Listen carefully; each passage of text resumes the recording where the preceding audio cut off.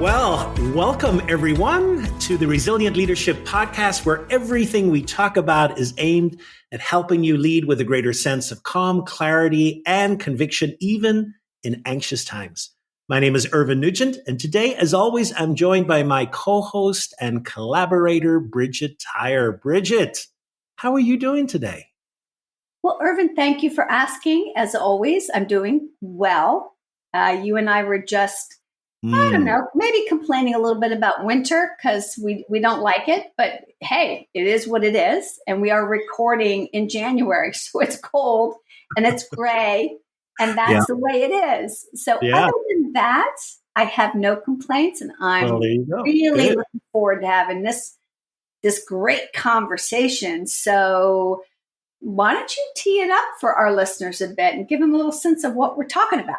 Absolutely. Today's topic is called How Well Do You Know Your Emotions? So emotions are an essential part of being human. I think if we ask people, what is unique about being human? A lot of people would mention, well, we are emotional beings. And it's an essential skill, I think, both to thrive and survive, not only as a leader, but as a parent, as a partner, as a friend, as a human being. And this skill set of both recognizing our own emotions, recognizing other people's emotions, and really managing them in the moment. And, I believe, and I think you believe as well, leadership is many things. But I think at the core of leadership are daily conversations. And these conversations we have with people. In fact, you wrote a book called Missing Conversations. And really those conversations are laced with emotions, both at the beginning and at the end. Now, the other reality is we have grown up with a language about emotions. We've grown up in cultures and families, and they had their own attitudes about emotions. Some of us were told that emotions were bad or negative, or some emotions were bad or negative, like anger or jealousy or something like that. Today, I think I want us to have an approach where we look at emotions as our friends. And we mentioned this in an earlier episode. They are conveyors of information, and they are messages knocking at the door, wanting to be heard. So, Bridget, when you think about emotions and how you grew up with emotions and how they were dealt with, what comes to mind? Well, it's such a great question. I think what comes to mind for me, Irvine, is that growing up, some emotions were more acceptable than others. And of course, that was an implicit message. It's not like my parents sat me down and said, now here are the emotions that are okay, and here are the ones that are not. But I nevertheless sort of got those messages. And as I look back, I think anger was an emotion that, for me at least, I was the only girl in a family of four, so 3 brothers. Yeah. They could be angry and my father could be angry, but apparently I was not supposed to be. So I kind of grew up with this weird, relationship with anger. And then the other thing I remember is around feeling scared and vulnerable. I remember my mom was a very, very much like a bucket up, just keep going. And on a few occasions, I remember being scared and vulnerable. She didn't really acknowledge that. She kind of wanted me to move quickly through it. And to this day, I think I have still a little bit of a challenge around acknowledging my own fears and vulnerabilities. Maybe because that shaping is still there a little bit, although, I've been working on it. So that's what came up for me. Yeah. How about you? It's interesting. I can relate to that second one. I grew up, many people know, in Northern Ireland in the midst of the Troubles, as we call them. An emotion that was pretty much there. Everyone knew, everyone had it, but amazingly, it was unacceptable to really talk about was fear. That here we were in a situation of conflict and bombings, etc. So, of course, everyone was scared at times. And yet we never talked about it. It was, we grinned, we bear it, we marched on. And I think that has been a legacy I carry, that at times, it has been tough for me to acknowledge fear and to express fear. So, and it's interesting, when you think about, our inheritance of how we deal with emotions, and it's there, and it's important, I think, just to reflect upon it. In fact, I invite our listeners, kind of what's the message you received around emotions? Oh, for sure, because we always do. As you said, it's a part of our humanity.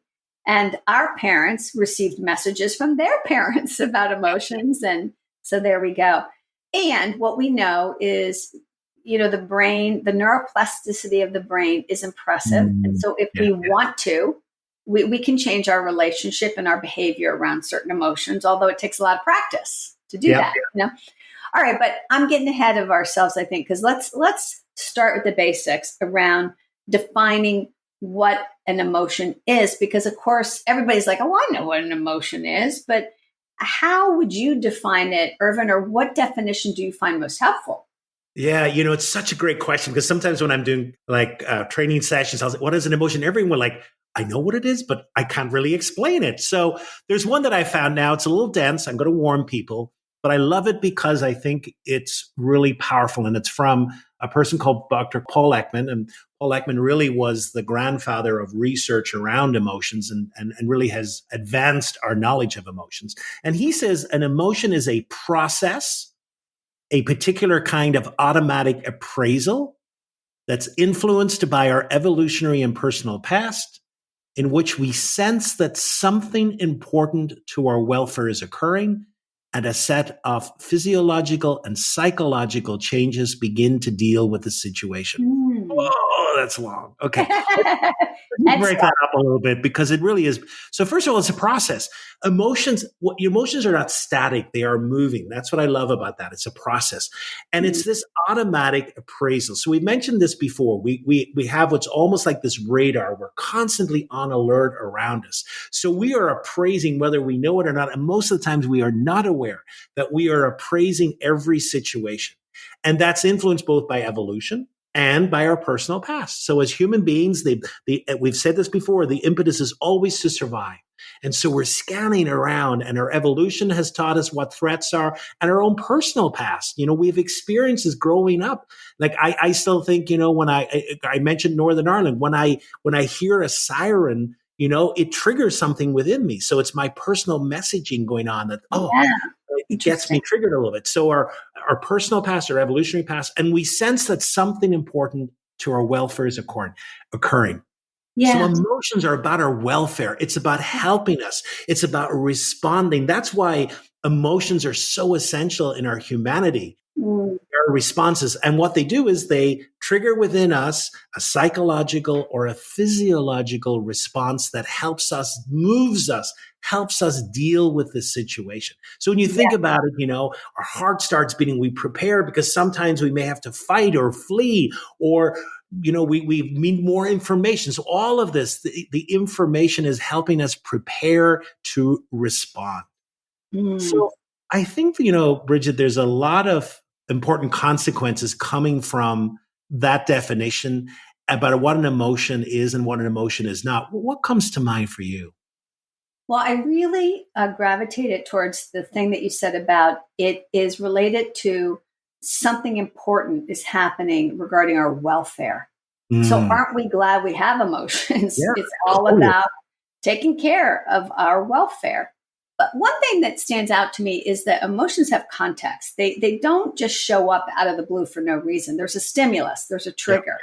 yeah. And that stimulus can be an actual stimulus, it can be an imagined one, it can be Mhm. something you relive, but there's always some kind of a stimulus. So, like an actual stimulus might be like after the holidays, maybe you were packing up your ornaments and putting them in the attic, and when you did, a mouse crawled out and surprised you, and you're ah! At least that would be my reaction. Totally. Mine too. And I would have fear. I would have an intense automatic fear that hopefully would move through me pretty quickly. So that's an actual stimulus. Sometimes it's an imagined stimulus, like we hear a noise in the middle of the night and we think it's an intruder, and the emotion of fear again, and Yeah. anxiety enters in, and we find out, oh no, it was just a noise, and but the point is it was still a stimulus, and then it can be relived. And this is a lovely thing about emotions, right, is that they have history and memory for us. So Mhm. you're driving by a restaurant and suddenly you smile and this warmth envelops you as you recall a surprise party that was had at the restaurant for a dear friend, and just the loveliness of it, Yeah. Yeah. So that's kind of interesting to me. And then the other thing is to, really understand that emotions have this automatic process that you said that's organized and predictable, and we don't have anything to do with it. It just happens in our body, right? Yeah. And it's a physiological and a psychological process. So like, for a lot of people, they recently had end of the year performance evaluation conversations. If Mm. you were on the giving end or the receiving end, either way, you might have had some trepidation. Yeah. So you go in a little bit, maybe on edge, maybe not, and then let's say your boss says to you, "Well, I've got some unfortunate news to share with you," and before he says anything else, you're in the grip of a powerful emotional response. Yeah. Your heart starts beating, your breath becomes shallow, maybe even your hands get a little clammy, right? So Yeah. emotions are triggered by events, by stimulus, and they are an automatic response that alerts us that, hey, something important is happening to your welfare. Yeah. All right, so that's what stood out to me. What else is important to say about emotions, Irvine? One thing I'll say as well is that emotions are very rapid. Really the quickest emotion that we kind of know is surprise, not surprising there. You walk in and go, oh, it's surprise. And that's really about half a second. And the longest emotion is sadness, not surprising as well, because, the Oh, sadness kind of lingers with us. Even when mm, you think about sadness, there's a heaviness with you. However, sadness, the true emotion, is really only about 4 seconds.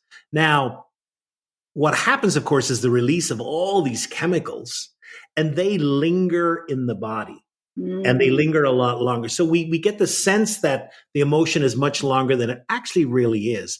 Now, some people will say, like, how are you doing today? Oh, I've just been angry all day. And you think about, well, and you got, wow, that's a long emotion. And really what's happening there when you think about it is that really it wasn't that the emotion lasted all day. Rather, whatever made them angry, they keep thinking about it. And so they keep re-triggering the anger. And so the impression is, hey, I've been angry all day, but really I've been thinking about that initial stimulus. And every time I think about it, I get angry again. And Wow. then that also then reminds us, I think we should distinguish between an emotion and a mood. Now, I don't know about you, but on January the 2nd, I woke up, I just returned from vacation, and I was in a lousy mood. And I said, "Argh." And, and I think we can all relate. We've got a lethargic mood or this. And what's the difference between a mood and is that an emotion? And it's not. I think one of the things that distinguishes an emotion and a mood is that stimulus. In an emotion, there's a very definite stimulus. We know exactly where it came from. Whereas a mood, it's kind of like, oh, I don't know. Is it this? It's the other. Is it the light? And it's this general, and it doesn't really feel as intense as an emotion, and it lasts much longer. It can last over time. In fact, one of the researchers looking at, a mood that lasts like a significant length of time can almost become a personality trait as well, office. Oh, So yeah. really interesting. Have you gotten out of your lousy mood from January I 2nd? have. It took me, I got to confess now, it did not happen overnight. It probably took 3 or 4 days. And then I was like, oh, okay, Mm. now I'm ready. Now I'm ready. So Bridget, we talked about, this attitude of moving away from calling emotions good or bad, but rather, embracing our emotional lives and befriending them. I'm curious, any thoughts about how we might begin to befriend our emotions? Well, that's such a good phrase, befriend our emotions, because I don't think that's what most of us were taught as youngsters, Mhm. you know? Yeah.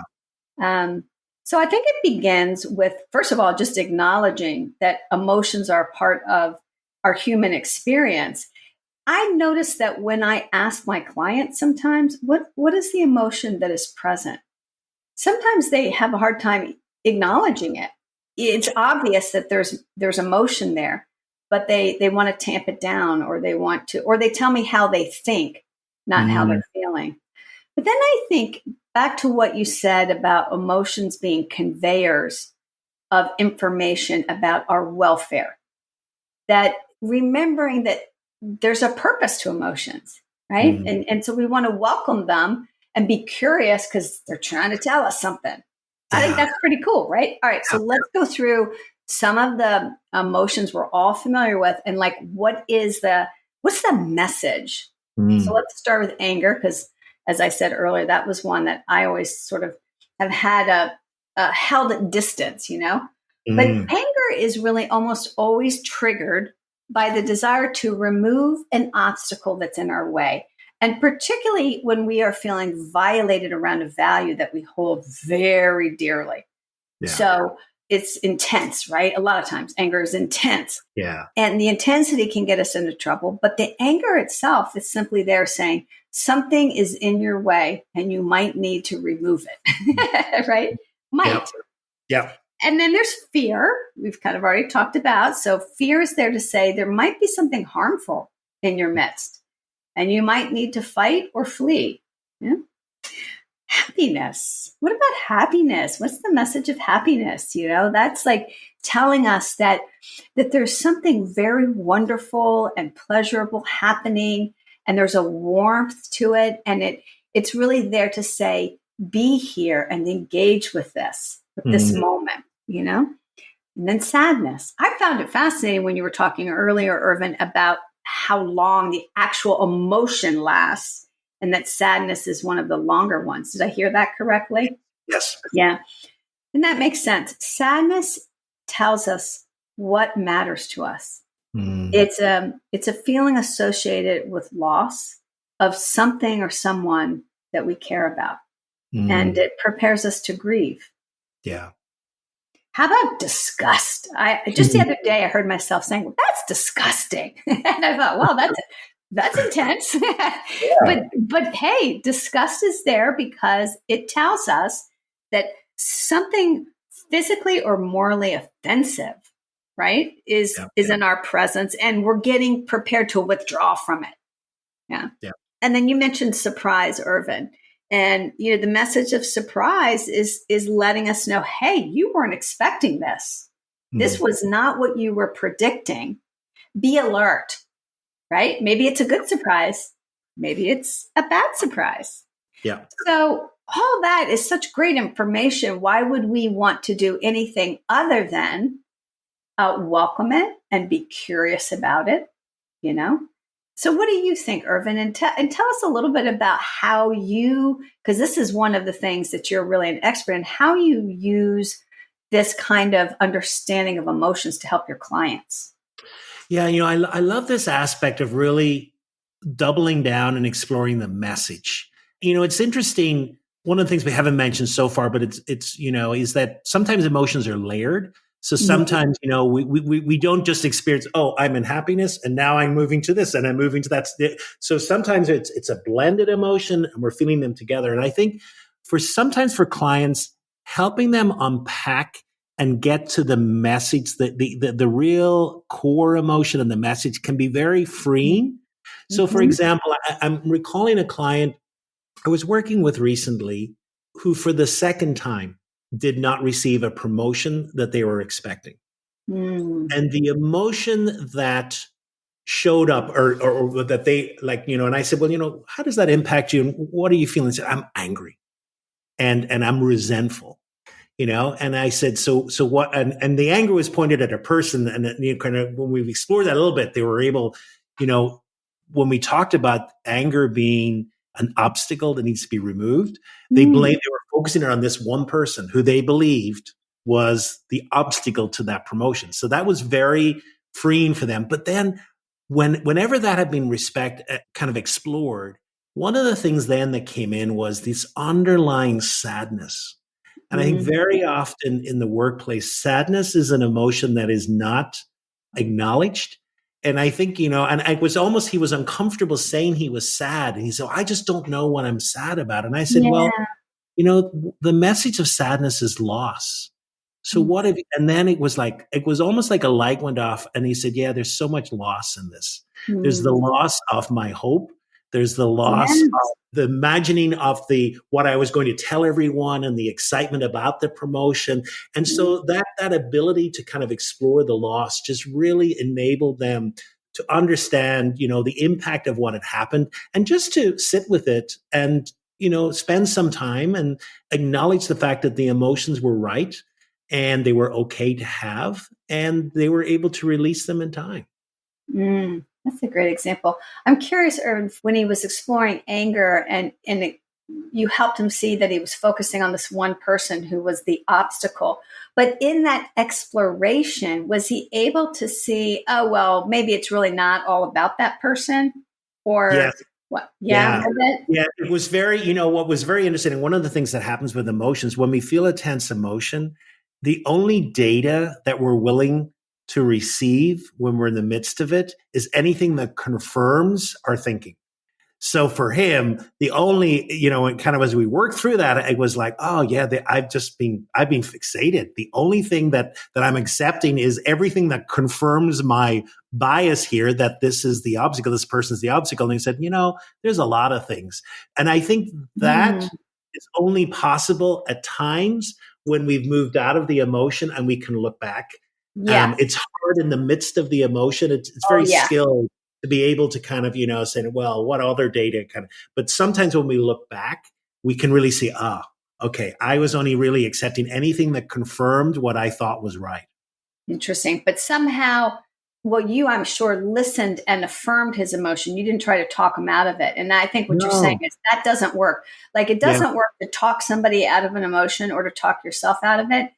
But if you can embrace it and befriend it, sometimes there is a movement there, right? That allows you to go, oh, well, yeah. Yeah. And I think, the important thing is to receive the message, to sit with it, to understand it. You don't have to accept the message. The message is there because what you're doing is you're saying about the message is, well, is this really confirming reality or not? Sometimes it's like sometimes we have emotions that are not accurate. We perceive something's happening. We said at the beginning, and so therefore it's bringing more light into the situation and saying, okay, I was angry there. Yes, my anger was justified, but really the focus of my anger might not have been. Mhm. That's excellent. Well, when I think about my clients, because now that you mentioned your client experience, it brought to mind a couple of things for me. I mean, one is I think I often am maybe one of the few people in my client's orbit, at least professionally, that gives them permission to feel Mhm. whatever they're feeling, Mhm. without judgment. Yeah. I don't think other people are always so skilled at that. So I think it's really helpful to our listeners to say, the important people in your life, whether it's family members or people on your team, to give people permission Mm. to experience the emotions they have without having to talk them out of it is a huge gift. Yeah. I think the other thing is, Irvin, you mentioned that distinction a little bit ago about mood versus emotion and how Hmm. moods are longer in time and they're more in the backdrop. I think that's a distinction that can really be helpful. I remember one time I was working with a client and, through the coaching, we sort of identified that he was in a mood of resentment. Mm. And he had a whole story around that Mm. resentment. But he was also interviewing for a new job. And I said, well, you're interviewing, do you think your resentment might be showing up? Oh, no, I don't bring that into my interviews. And I said, okay, well, what do you think you'll need to let go of your resentment? And he said, when I get another job. And I Mm. said, what if it's the other way around? Mm. What if letting go of your resentment is going to be the thing that helps you get the job? Yeah. Yeah. Love that. hmm Okay. So, gosh, we've already covered a lot of ground, and I feel like I've learned something in this conversation about how important emotions are because they're about our welfare Mm. and they're there to bring important messages to us. And our job is to befriend them and be curious about them. What can we do now, maybe, Irvin, to put this all together for our listeners in an actionable way? Yeah. So the way I like to say it is, there's 4 steps. Sometimes if we're skilled, we can do this in the moment. Most of the time, it's always a good exercise, especially when, say, we have gone through a situation where we wished we had responded differently. And it's a great way to reflect on that situation and to learn, because that really becoming more skilled in our emotions is really about shining light on experiences and learning from them. So the first is notice. Wow, we've talked about this in numerous episodes. It is amazing in the world and environment we live in this one of constant change and busyness, that at times we forget to notice what's happening in our bodies. And so, can we have more noticing? Changes in tension in our heart and our breathing and our body temperature, all of those, emotions we've talked about are so quick that they show up in our body even before we're consciously aware that we're in the midst of that emotion. So it's always nice, like, oh, what's happening? Oh, something's happening. Oh, so notice your environment, notice your body, notice other people you're with. And then the second one is name. The research has shown that when we're able to name an emotion, we are more able to manage that emotion and to deal with that emotion. In fact, one of the skills that is really important for children and their education is that naming of an emotion. So are we able to name, what is this emotion? And if we're just able to say, well, it's just anger, that's okay. And then are we able to say what intensity? And sometimes, we have a word for that intensity. I'm furious, I'm livid. Or we don't have a word for it. Well, it's a level 9 or a level 10 anger, So are we able to name the intensity? The last part of that second one is accept the emotion. This is where we get into trouble. It's like, I shouldn't be feeling that. I mean, I've heard this before. I shouldn't be feeling this angry. No, the anger is there. Accept it. Okay, I feel it. I'm not the anger. The anger is just there. And then the third one is message. What's the message that this emotion is saying to you about this present situation that you're in? And then finally is action. What's the best action to take? I have a goal. What's the goal of my conversation? What's the goal of the situation? And how might I best respond? So it's notice, name, message, and action. That's good stuff. But like you said, that is hard to do in the moment, right? Especially with an intense emotion. Yep. Because I think sometimes we feel like our emotions are going to take us over and we're like, oh, Yeah. So I'm thinking, Irvine, that, rather than giving people, because we always end with the core practice, and rather than giving people another practice, that is our core practice. Yeah, absolutely. Those 4 steps. And maybe, though, the practice is what you said, which is not trying to do that in the moment, but to pick a conversation or an instance maybe that you've had in the last month. Hey, it was the holidays. We probably had them where there was a little friction or maybe a conversation that didn't go exactly how you planned. And there were some intense emotions experienced.